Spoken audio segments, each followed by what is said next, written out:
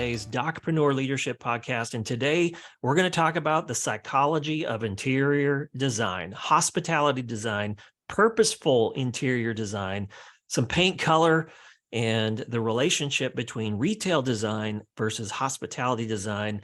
We're going to talk about it all. We're going to solve all the world's healthcare problems related to healthcare interior design and making a patient feel welcome and helping your staff work and enjoy working for you inside of your practice each and every day by creating a culture that is reflected not just in the staff and their behaviors towards their patients and you and each other, but also in your design. Carolyn Bolt is the vice president of Crossfields, and they are an interior architectural design firm. And Carolyn, welcome to the podcast. Thanks for having me. So Carolyn, before we jump in, we ask this of all of our guests, what kind of drew you into healthcare? How did you get into, come up onto the mountain with us and push your own boulders up the mountain and make healthcare just a little bit better? What drew you up the mountain of healthcare? So I'm an interior architect, right? And understand that space impacts people's perspective and all of the things about them. But I think the healthcare, what drew me into healthcare was more my own personal healthcare journey. And my own personal healthcare journey, not that I was extremely sick, but I was just not feeling good, and doctors didn't think anything was wrong. So I found doctors that could go deeper and help me come up with a wellness plan. And that was 20 something years ago. And also we have a strong focus in chiropractic and alternative health. And that's really where we started our business. And my daughter had a lot of great results at 2 years old from chiropractic that kept her from having a tonsillectomy. So all of that of understanding the depth of your body and how you heal, how you can make choices in your life, your lifestyle, and what that has to do with your health. And I've always been a proponent of that, always spoken about it, et cetera. And then we were doing work at Life University, the chiropractic college here in the Atlanta area, doing facility design work, and began to understand the need and the plight of the alternative medicine chiropractor to be more respected, and the fact that their spaces could help or hurt them in that respect. So that's what drove us to that. And then we created a business in 2011 doing design virtually. So we designed doctors' offices all over the world, really, mostly in North America, virtually, to help them elevate their success. Well, before we jump off of that lily pad, tell us about the virtual aspect of helping them design something virtually. What does that mean? What does that look like? Well, and we knew that when we started this business, that our focus being in chiropractic and alternative healthcare, there was not enough brick and mortar in the Atlanta area to be a business model. We knew that we had to figure out a way to go out beyond that. And so this was way before COVID, but we created, we had GoToMeeting, which was way before Zoom happened. And we created ways to share visually what we were doing. A lot of our drawing programs were easy to share visually. We were working with AutoCAD, and now we work with Revit as we were designing an office. And then the way that a lot of people think of interior design is just the finishes, which it's much, much more than that. But as you get into the finishes, we'd use cameras, and then we'd ship them samples. And so we shared together. So that was the one thing that we knew we had to figure out a way to actually have more of a live interaction there. But it's, when I say live interaction, more of they needed to touch those finishes. So yeah, we developed it virtually, and we created a system of steps because it's a very complicated process. If you get into opening a new office, there's 3,000 to 6,000 decisions that need to be made. And so we created a process to help draw them through that quickly and easily and make it systematized. So something that you and I have in common is that we are kind of both students, or I guess you could say, I don't want to say critics because that sounds too harsh, but we're both students of design, and we're both students of the patient experience. Yes. And we want it to be excellent because 5 words from our doctor, regardless of who they are, whether they're our surgeon, our chiropractor, our nutritionist, our cardiologist, 5 words from you carry a lot of weight. And when the images on the wall and the paint color or the bathroom design is, from my wife sent me a picture the other day of our kids at the pediatrician's office, and you couldn't really tell. If I showed you this picture today, the only thing that would differentiate it would probably be the clothing that you could put. Yeah, that's from 2021 because kids wear those clothes. But otherwise, if you extract the humans from the photo and you look at the paint color, the chairs, the artwork on the walls, the carpet, the lighting, everything, you wouldn't know if that medical office is from 2022, 2002, or 1987. So obviously, we're students of the patient experience. So the question I have for you is my office environment impacting my financial success and the patient-physician relationship? Oh, absolutely. Absolutely. There's a psychology of space. It's subtly, and whether it's the function we were talking earlier that form follows function. So it has to function well. It has to be efficient and effective, because that's basically costing you money. And it's just straight up costing you money. And then it has to attract and retain your patients. And attracting and retaining your patients is bringing you in the money. So it absolutely does impact it. We say it's your most expensive marketing expense. So pay attention to it. So beyond staff, because actually we were just talking yesterday with someone about the importance of people, and people are very expensive. They're one of the most expensive, of course, right next to the lease that you're paying, or you bought the building, whatever it may be. But putting a lot of time and energy into, we can look at the Ritz-Carlton, we can look at Disney and how they design the pathways that people need to go. They're people movers, and they're excellent at it. And they incorporate the little surprise and delight details along the way. I remember being in church marketing, studying some of that. A church pastor said, I paid a lot of money to learn really one thing. And that one thing is, I learned a lot of other things, but he's like, the main thing I learned was the female restroom has to be the nicest room in the entire building. And he's like, because then there's a number of psychological reasons behind that. Yes.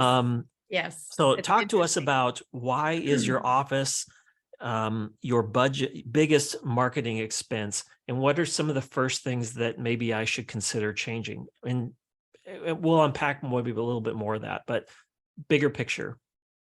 So bigger picture is that you're out there in some form or fashion marketing your message, and you actually know that what you can do and how you can help your patients, and what, you have a mission, you have a vision of what you want to do. So when you think about how you're going to serve your patients and what you're going to do, most doctors are pretty meticulous about how that process is going to happen.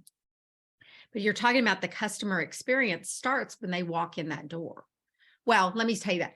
It probably starts when they found you on the website, or talk to someone, a referral, whatever. But they were set up for an expectation. But when they walk in that door, if that space, there's a psychology of what that space is going to feel like to them, be like to them, express to them. If that space does not meet that expectation, then to get them to be your patient, you're starting to go uphill instead of downhill. If that space they walk in is in total congruent with what you're trying to be as a doctor, part of your expression, then you're going to be going downhill. It'll be easy. It'll be easy for you, much, much easier for you to sell that. So we talked a little bit before the show, we were talking about the philosophies of retail design and hospitality design. And interior design, interior architecture is not a luxury. It is part of a business plan that is naturally done in retail and hospitality design. because the retail store knows that that space needs to match the product that they're trying to sell. If it doesn't, it's incongruent. You don't put a $2 million diamond, $2 million diamond in the middle of Walmart. Do you follow what I'm saying? It has to connect. You have to put those things together. So whether you need to be a Walmart, who we talk about Walmart when I teach classes, is that Walmart they are brilliant. They are they are successful. Their space totally is congruent with your expectations when you walk into that door. Low price leader. The lighting, the colors, the flooring, the details, the lack of service, all of those things. You think you're getting a deal, and it appeals to that client or that buyer that wants the deal. It's a little bit like a garage sale, right? Then you take a client that's going to go into a high-end designer store, totally opposite experience. And if that store didn't create that experience, they wouldn't be successful. And So if we look at retail healthcare design, you can walk inside of your local community retail healthcare center, and they're very different from an emergency room, very different from another urgent care center that you might be familiar with, or even a doctor's office. The one that I was recently in had the tile leading you towards the little clinic in the back, leading you towards those healthcare providers. It was purposely designed that way. The distracted patient. I want the doctors to get out their notes or their phones and start writing a couple of things down. I always talk about going to see any type of provider that you go to, any type of physician that you may go to their office. We're looking as a patient for a reason to come back, believe it or not, because I was telling somebody the other day, the 3 or 4 most influential voices in my world are, besides my wife and my kids, one of them is my doctor. I mean, he or she will crush me with 5 words. Mike, you have cancer. Mike, you're pre-diabetic. Whatever, Mike, you're doing great today. Uplift my spirits. Right. But there's distractions along the way. Like you said, it's an uphill battle. And it's akin to this journey of the Lord of the Rings, where you're trying to return the ring to its home and get the answers that you need. But there's all these struggles along the way. The staff didn't treat me well. Oh my gosh, it smells in here. Like, what is that smell? Oh my goodness. I went into a restroom, true story, went to see a hand surgeon and went to the restroom, and it's not their fault. Let me be perfectly clear about that. It was the janitorial staff fault for that building, but there was, the toilet was clogged. It had obviously not been cleaned the night before, and there was paper towels all over the restroom. Do you think that has a reflection on that patient's walking into the next doctor's office who happens to be just down the hall? Yeah, it's not his fault. They probably don't even know, but it's a reflection on that care team and what I'm going to be expecting. Like, oh, okay, Yes. now is this office going to be clean? Like, that's the kind of things that goes through this.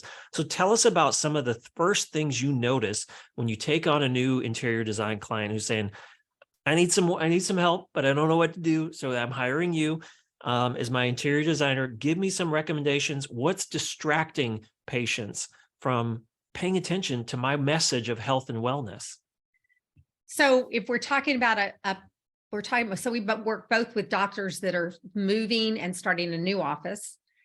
And we also work with doctors that have an existing office that need what we call a facelift.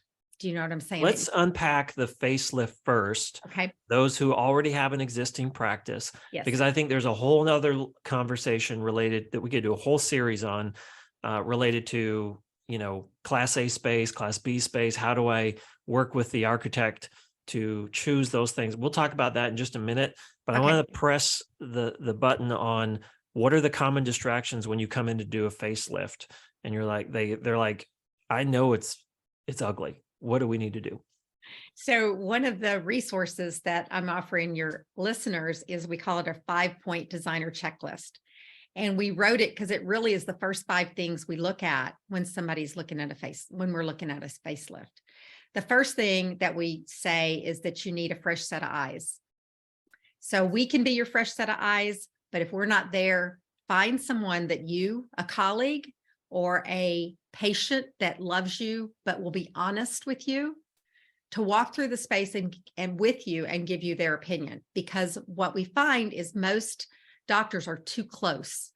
They're too close and they don't see it. It's too caught up. And even with your own office, you can be too close and you can't see it. So that's number one. Number two is the first thing that we should talk about is it cluttered? Okay. It's so easy to get cluttered. And you talk about distraction. You'll have a front desk and it will have 14 different bulletins. They're all in plastic and they all look really good. Nobody's going to read any of them. It's like, what do you want people to focus on when they come in? What do you want them to see? So reduce the distractions, reduce the clutter. We talked already about clutter and cleanliness. They kind of go together. So we talked about bathrooms. Are they clean? Or is the grout clean? I mean, and you are absolutely right. A female in a bathroom judges everything. If that bathroom's not clean, they're feeling like they're not getting good service, or they don't trust it. They don't trust that, especially in healthcare, or food establishments. Same thing. You don't want to eat when you've been in a restroom that's really nasty. So make sure things are clean and make sure they're not cluttered.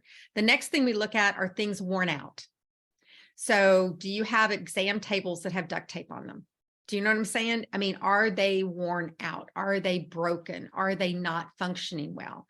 Because that is an impression that, you just don't care. You're not up to date. There's a lot of those type of thought processes.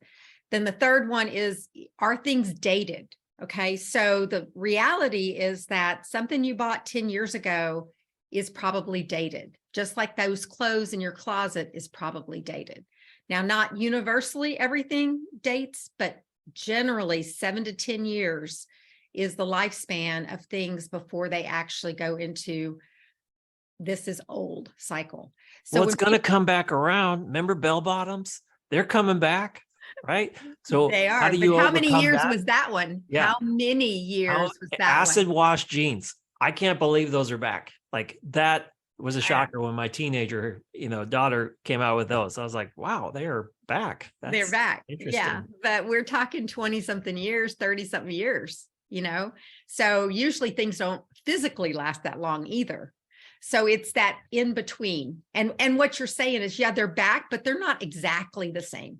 Well, point I'm trying to make for the doctors listening is, please don't just wait for things to come back in style. Oh my gosh, no, you can't, because that whole period of 10 to 15 years that it's not in style, you're losing money. Because if your space is dated, then why would you be up to date on the latest knowledge? Why would you be up to date on the latest techniques? Why would you be up to date on the latest health knowledge? You know what I'm saying? Research, all of those things that are that old chair reflects maybe the last time you read. I mean, this is how a patient's thinking, right? Like, we're not super smart like doctors are. So it's like, I see that old chair, I see that faded paint over there, and I think, boy, they're pretty old school. I wonder when the last time they read, like, what's the most recent medical journal article they published or read. I wonder if they're going to treat my flu symptom like they would have treated it, 30 years ago, based on the design. That's the distraction that we have. Yes. That's the uphill battle. So go ahead. You're in number 4. No, you're wonderful. Wonderful. Then the other two things are color. Okay. So we talk about the color. It's the most inexpensive thing you can do is a repaint to add a fresh facelift to your office. And paint and color date faster than, or just as fast, but they're going to date faster than most other details and items. And so is your paint colors up to date? Are they kind of trending with newer ideas and fresher? And right now everything is pretty fresh and light. If you have old beige on the walls or old gold on the walls, it's dated. you know? agreeable gray, right? That was Mhm. recently in and out, and it's like, well, Well, it's now actually, it's something else. I'm So going to tell you something, that paint is the most universal paint still, believe it or not. But you are correct. There's very few that are. They have a tendency to go, but I will tell you this, pure gray is out right now too. So mm, people that are really driven to really gray stuff like it was 5 years ago, that's out. And there's other things that trend. So the trendier item will date faster. The barnwood, do you know what I'm saying? It's already kind of come and gone. There's these slatted walls that are painted that are like really hot right now. Well, they're going to date in a year or so. So it's okay to do those things. You just have to know you have to change them and refresh them. Think about your retail stores again and your restaurants again. There's a sense of there's never a place where it's just fixed and it's never going to change.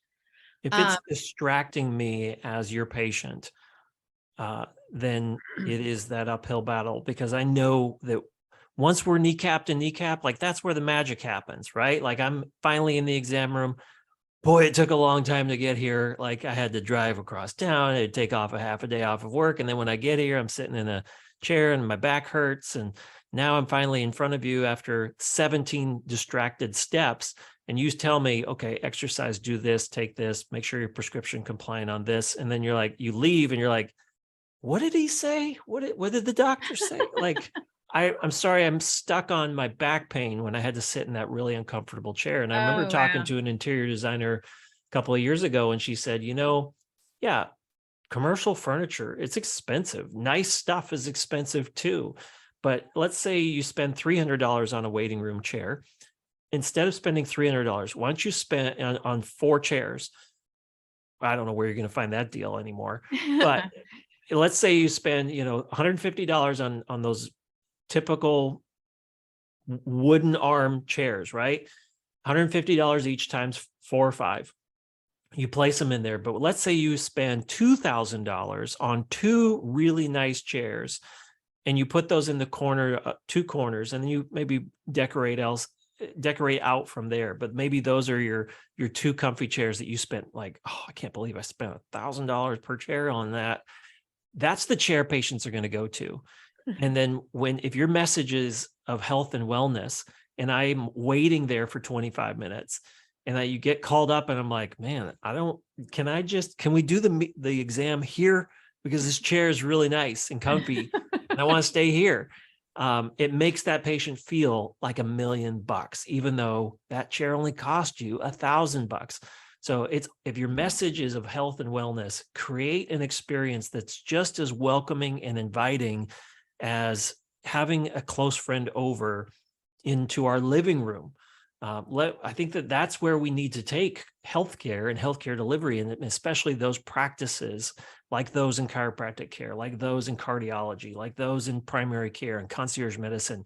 We have to start making the patient experience better, because it's impacting. Yeah, we trust our doctor. You can say 5 words and crush our spirits or lift us up, but we've got to do something better for the patient experience.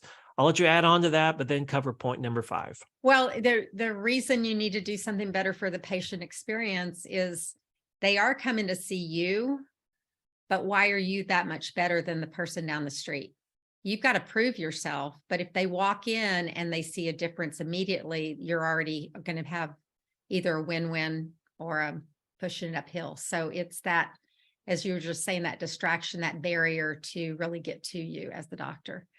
So, yeah. So, and then the last one you mentioned that I think you mentioned it, or we talked about it at some point, lighting.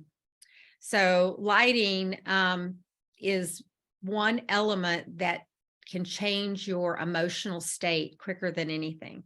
So if you want a warm, cozy environment, and let me kind of go backwards a second, you should be designing for your ideal patient, not for you.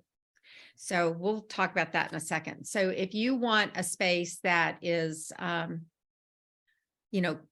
to be very energetic, you want the light to be brighter. If you want a space that's very warm and cozy, you want the light to be lower. That's the basics of light. Think about how you turn down the lights to get your kids to be quieter. And then the more natural light you can have in, the more healing it is, but not all offices have that ability. But changing lighting and not just having an overall wash of fluorescent lights is one of the fastest things you can do beyond painting to improve the interior design of your space. My mother-in-law says lighting in a home, and I think that this goes for businesses too, especially doctors' offices, right? Because like you can have the greatest resume in the world. You can go to all the best schools, but yet if your environment is distracting to me as your patient, you can have all that and I'll be so distracted by, that light is like hurting my eyes today. Like, what is going on with this place? I think the message starts in the parking lot, right? Yeah, well, it does. I mean, and some of that you can't control. And I want to talk about the can't controls here in a minute. But my mother-in-law always says about lighting, it is like the jewelry of your home. It's like the house has a pair of earrings and they're wearing the earrings when you walk into the foyer, wearing the earrings when you walk into the kitchen or the living room, the lamps, so on. But let's move on and talk about the things we can't control, the things that feel like they're out of our control. How do we negotiate those? Because let's say we come into a space, whether it's a Class A space that's going to give you some options of choices, and they're going to be limited options to work with an architect. But they do give you maybe a little more, and maybe they're a little nicer. But then there's spaces where, look, you get this many dollars to spend on carpet and this many dollars to spend on paint. Here's what I'm willing to do as your landlord. Deal with it. And if you want to do something else, you hire that out. That's not me. I'm your landlord. I provide the building and the plumbing and a roof over your business's head. What are the things how do you overcome that objection with those that you work with? Or what's the advice that you have for those can't controls? So to me, if you're moving into a space that you are starting, then you have the option to start fresh. The only thing you can't control is really how much money. I guess you can, because it's all part of the negotiations, right? But you start with this negotiated amount of money, and you should be able, part of your negotiations is to control how that money is spent. And through that, making wise choices, it doesn't have to be expensive, is what I'm trying to say. It just has to be thoughtful. It has to just be thought through all the way. Just because it's a lower price dollar carpet doesn't mean there's nothing in it that's worth choosing, is what I'm saying. It's just knowing how to make those choices. So that's one. Some of the other things, though, that we're talking about not control, as you mentioned earlier, the parking lot. And that whole curb appeal is something that you can control. You can choose not to be in that space if it's that bad. It's part of what you're thinking about as you're considering moving into a new space. And if you're in a space that the parking lot's gotten deteriorated and the lobby's gotten deteriorated, and you're in a lease, you seriously should. I mean, we've had clients come to us that, we've discussed going through that process with them and giving advice to the landlord of what they want done to the common area, because the common area has gotten deteriorated, and you have to pass through that. And it does create an impression. I'm going to use an example right now of, we know that the malls in America have really changed a lot, and a lot of them have lost stores, and a lot, you know what I'm saying? And a lot of those have really become deteriorated. And we've seen, at least we're in similar area where people have come in and bought those malls and tried to revamp them into other things. That interior of that mall helps decide what stores they're going to have in that mall and attract those stores. It should be the same thing with you as a doctor and the landlord. If he's not, doing what he needs to do, then you may need to find another mall or another space. Yeah, I recently went to a mall for my youngest daughter, who had a birthday party, and I decided, I'll use this hour and a half to walk around the mall. And it was an education in the teen age psyche. Like, wow, have malls changed? But Yes. I digress. Because you're right. Who goes to the malls now? It's a hangout for the teenagers. It always was, Mhm. but now that's about all it is. Do you know Yeah. what it's just very different in how people, but that's what they do. That's how they appeal. Now let's talk a little bit about your ideal patient and helping your clients, helping doctors' offices. I'm sure, I'm sure you hear one of two things. You have raving spouses who just adore you and probably are like, I've been telling him that for years, like the spouses of doctors, probably you work very well with them. And then there's other doctors who will be potential clients who are like, oh, my wife makes all those decisions, or my husband is, he's a realtor and he's going to help me make some of those decisions. Let's talk about your ideal patient and educating a physician, a healthcare provider's office, whatever the specialty may be. That conversation is relatively the same. It is, look, your practice is in this part of the city or this part of the suburbs. You, by naturally, you have a demographic, you have a zip code, and there's certain people that live in this zip code. Maybe that's not your ideal patient. Well, you're right. They travel 30 minutes to get here. Well, maybe it's time that we consider moving. And how does that conversation go? What kind of objections, resistance do you bump into, questions that you have to answer when helping practices and physicians and their spouses and care teams say, let's identify who your ideal patient is, your ideal avatar? So as you say that, the biggest roadblock is that helping them. Well, let me say this. When they come to us, they haven't really considered that the interior of their space is about their avatar. They usually kind of start with what they want, what they envision, what they like. And a lot of it matches their home because that's what they like. Mm-hmm. Now, what's a good thing is that most practitioners' avatar is similar to themselves most of the time, because they're going to attract attracts like. Do you follow me? So it's not that their personal desires won't work in their office, but they've never even considered, what's my avatar? So that's the first question when we ask, who's your avatar? Who are you trying to appeal to? And then the other thing that's really hard is when they haven't really identified their avatar. So in business and marketing, and I know we talk a lot about this podcast is about business and learning about business. Well, in business, one of the very first things I remember, I didn't know anything about business when I started my business for myself. I had to hire marketing people to help me because I knew how to be a great interior designer and architect, but I didn't know how to run a business. So they taught me in school how to get my license, not how to run a business. So that is something we have to learn on top of it.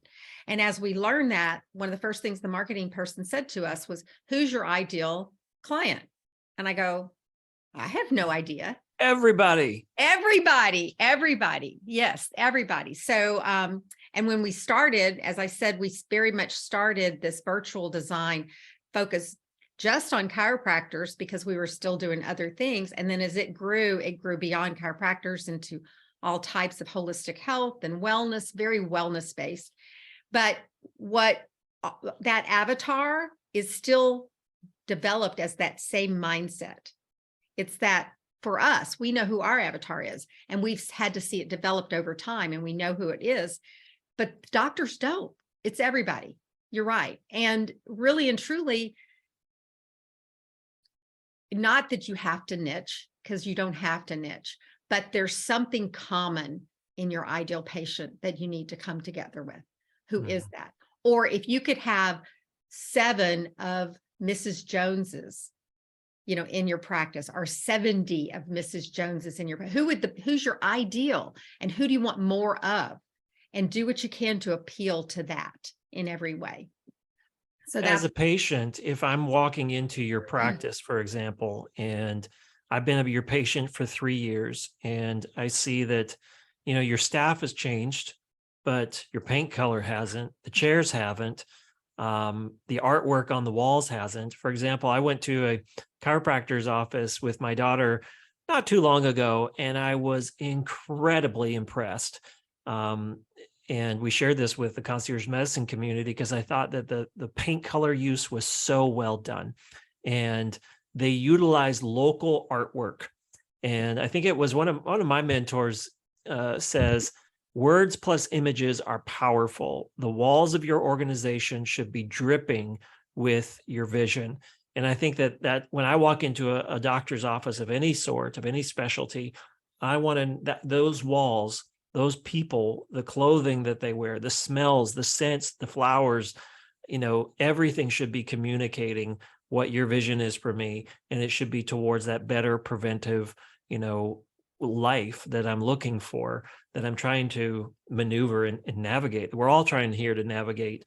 But yet if I'm distracted by the paper towels all over the floor and the wet sink and the clutter at the front office and the screened window with the all caps signs yelling at me to pay my bills, that kind of stuff is distracting. So I don't really have a question for you on that, but I think that you're welcome to Point overlay well on made. that. Point well made. Yes, because it's what you just said. It's very much eliminate the distractions and make it work for you, not against you. How often do you need to update and freshen up your space?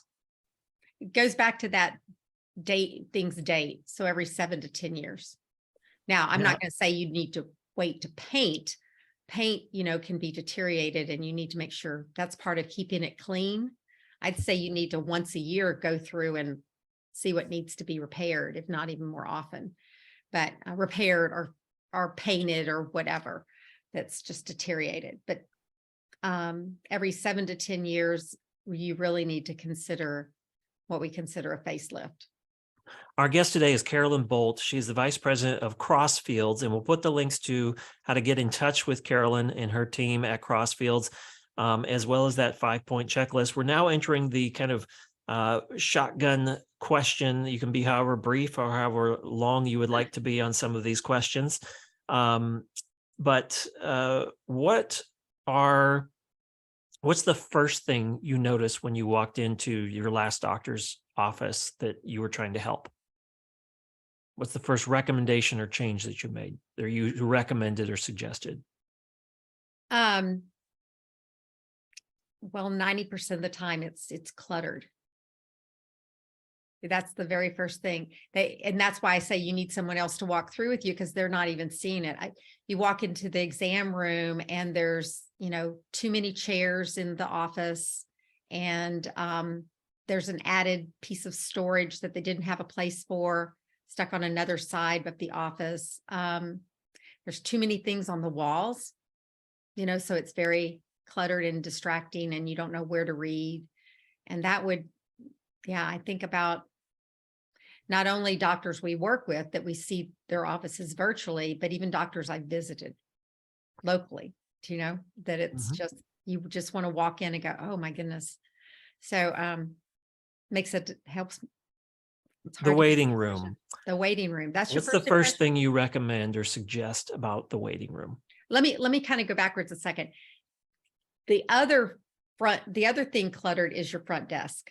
Okay. So we're proponents of, if we're building a new office specifically, that front desk and that first impression behind the front desk is, that's your billboard. That's your key, right? Yes, the waiting room and that you go through also.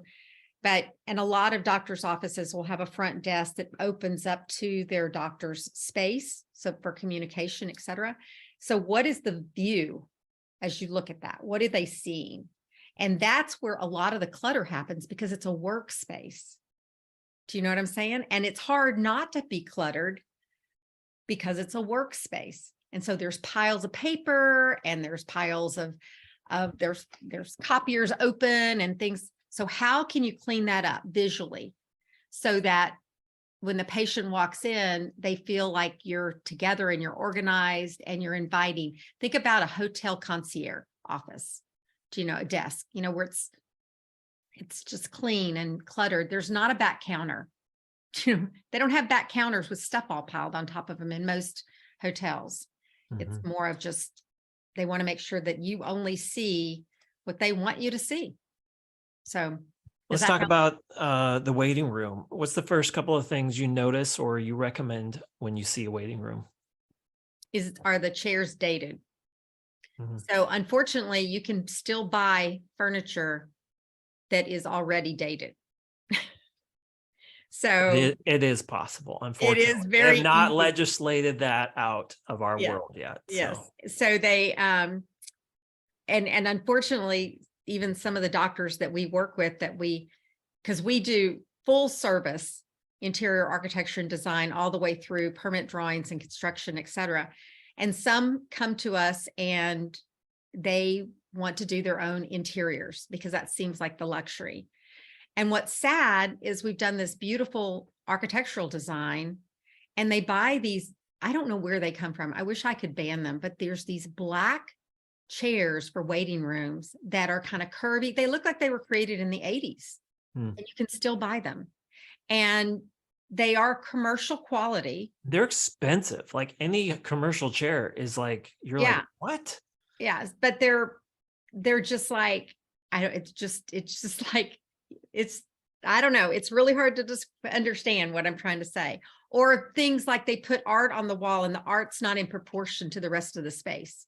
So Mhm. it's those finishing touches that aren't done right that can actually just create a deterioration of what that first impression could have been. And And they create a distance and a barrier between the patient and the physician and what that message of overall health is, because it is, like, well, no wonder you're frustrated as a physician when I come back here and it's 6 months later and you told me to do all these things the last time. It's clearly written in the chart. Yes, I get it. But you didn't listen to me. Why are you back here? And now your symptoms and your stuff is, your body's worse off than it was 6 months ago. If you just listen, you're like, yeah, I listened, but at the same time, I was distracted by the staff and the culture and the clutter and the chairs and the paint and the pain that it was to just get here and then to be here. Let's talk about the exam room. I've now been escorted back to the exam room. I'm waiting and I'm all by myself, just kind of sitting here on the table with this, crunchy paper. What should be in that exam room during that 5, 10, 20-minute wait? What should I be looking at as a patient or as a practice owner? How does that need to change? so my philosophy, and this is my philosophy, is that that's the place that you can educate the patients. But I'm not there. But I'm speaking metaphorically. The physician isn't in the room. So No. what type of stuff can we? You're going to answer that, but I'm just giving Yes. No. Okay. storyline for the Okay. listeners. So let me tell you what we feel about. We call them art zones. Okay. So Hmm. when you walk in, the first thing that you should see is uncluttered, up to date, as beautiful as that person would expect beauty to be to them, but it's not advertisement. Okay. It's not trying to shove anything in anybody's face. We love people's images of health and life and things like that without words. Do you understand what I think? Things that are pretty and beautiful, but you don't need to be spending time trying to educate and advertise the patient, in my opinion, as soon as they get into that waiting room. They need more testimonial type education. Do you know what I'm saying? Those pictures of, hey, these are patients that did, or they look like they could be patients. Then as a person comes through the process into the exam room, more and more testimonials can be beneficial. And then when they get into the exam room, testimonials mixed with education can be displayed especially because the patient's sitting there for a while. So, but that educational piece, or we call it, describing the care or talking about, how you prevent something in the waiting room, is just stops the comfort and the trust level. It starts to become too bombarded. So that's our philosophy from design and the psychology of it. And So but once you get to the exam room and that patient's in there, that's a great place for information, educational things, especially because they're going to be in there a little bit. They're going to look around and read. And what do you want them to read? And our guest today is Carolyn Bolt. She's the vice president of Crossfields. We'll put Crossfields website and social links in the checklist as well in the show notes below. I want you to be, these are our laser focused questions. You can be pretty brief on these. Okay. Sliding glass windows, yes or no? And briefly, why or why not? At your front desk. As soon as you walk in, of course. So that's dated immediately, and it creates a barrier, and it doesn't create a partnership feeling. And most concierge doctors would want their patients to know they're in this together. So does that answer it? Mm-hmm. Biggest, coolest, neatest, but not necessarily a trend, maybe it's old fashioned thing that you recommend the absolute most. What's behind the front desk? First impression that you see when you walk in. We love to see a logo back there because that's kind of your brand. Dining room chairs. I think that I walked into a dentist's office recently and I remember saying, like, wow, you did something with your paint. The paint looks pretty good. You haven't moved any walls. Kind of wished you would, but those chairs, what happened to the two leather chairs that were in the corners? You took those out and now there's like, I picture there's a dining room table sitting in some storage unit or garage that's missing all of its chairs because you put dining room chairs in the lobby because you thought they would look nicer than the commercial chairs. What do you think about when you see stuff like this? Well, obviously they didn't look nicer than the commercial chairs, or you wouldn't be making that comment. So yeah, if something looks like, once again, is it dated? And is it something that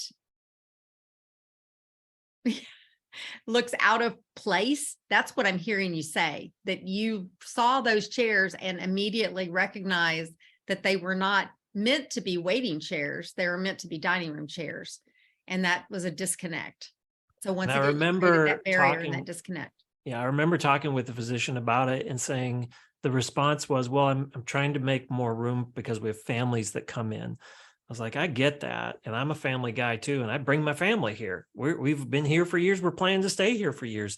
But at the same time, by increasing the number of chairs now in the lobby, what that tells me in my psyche as a patient is that I'm now just a number. Whereas before, with the two comfy chairs and the maybe two other semi-comfy chairs, I'm now just not as much of a priority. And that's sad. And then when I came in about a month or two later, it was the $2,000 chairs that were there before were back.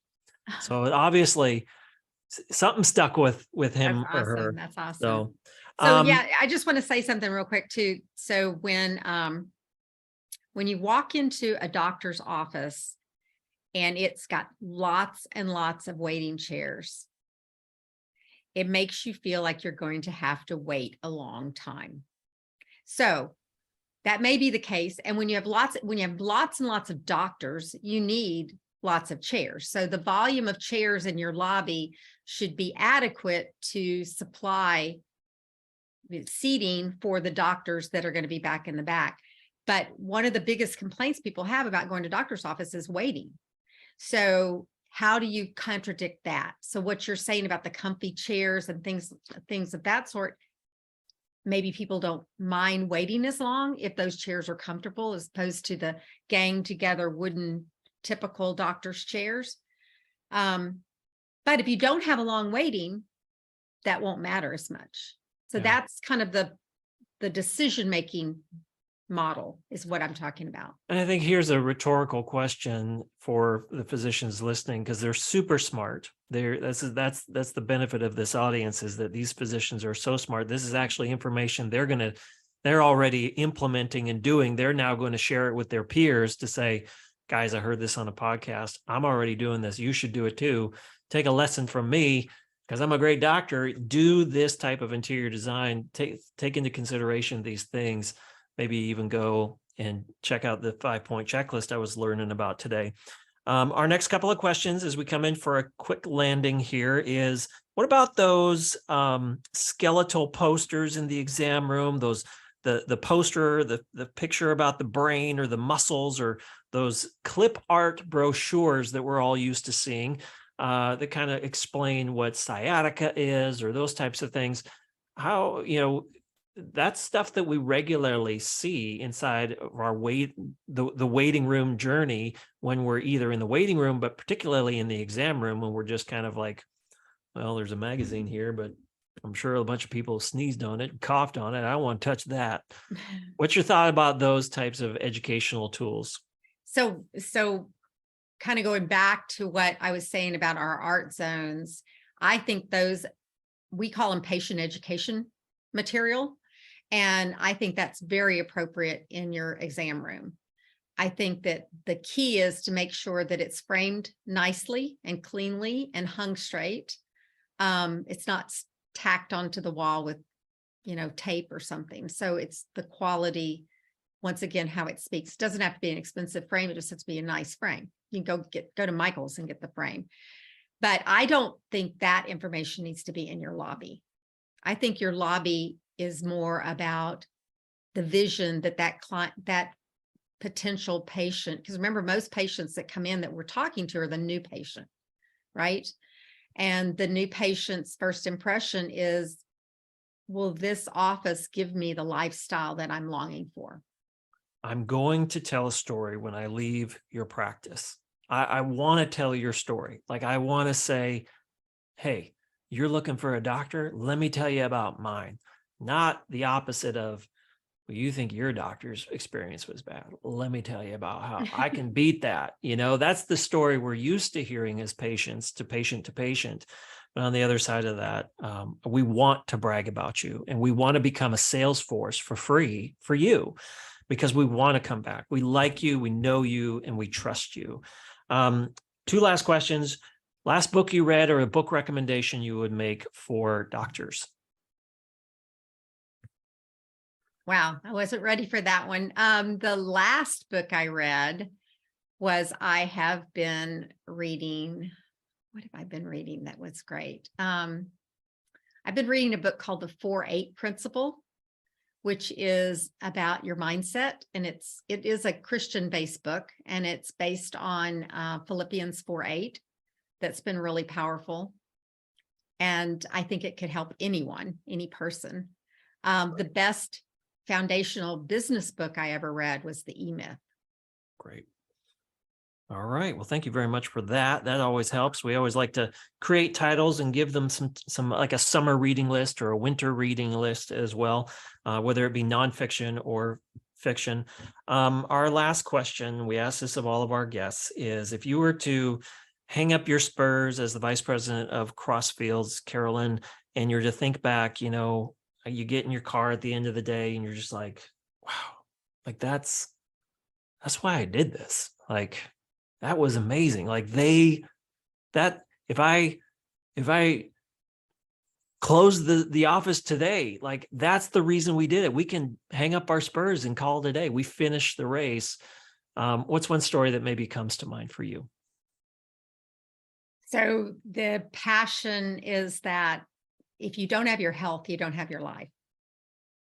And my father died fairly young, 51 years old. I saw my mother.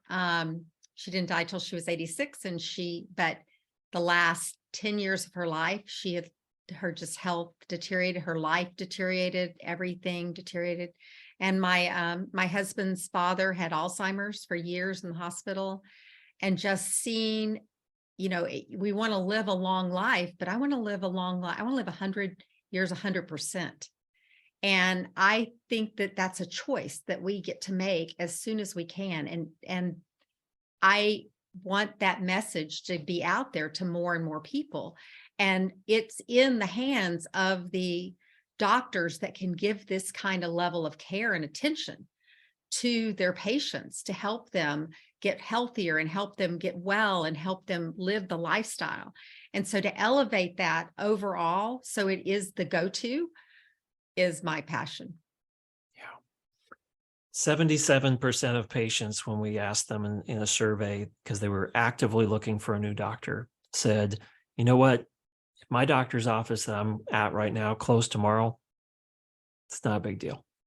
Only 23% said, like, call the newspaper, call the mayor, like, we got to do something. We got to save this practice. You cannot close. We need you.